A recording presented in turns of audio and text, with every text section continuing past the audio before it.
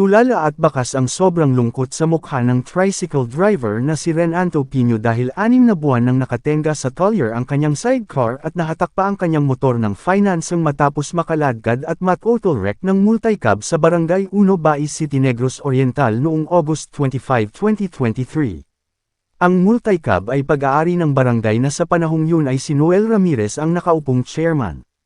Hindi raw tinupad ni Ramirez ang kanyang pangako na ipaparepair ang nawasak na sidecar ni Renato. Sa panayam ni Senador, idol sa dating kapitan, nangako ito na ipapaayos na niya ang sidecar at sa pagkakataong ito pinasisiguro ni Senador Rafi kay Uno Bais City Mayor Luigi Gonyi na ito ay talagang magagawa na. Napag-alaman din ni Senador Tulfo na walang insurance ang nakabanggang multicab ng barangay. Dito pinuna ni Senador Idol na makailang beses nang naisumbong sa Rafi Tulfo in action ang mga sasakyan ng gobyerno na nakadisgrasya at walang insurance.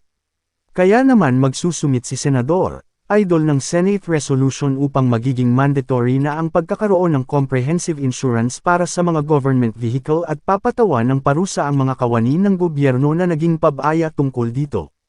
Pananggakuan din ni Senador Tulfo si Renato na bibilhan niya ito ng bagong motor.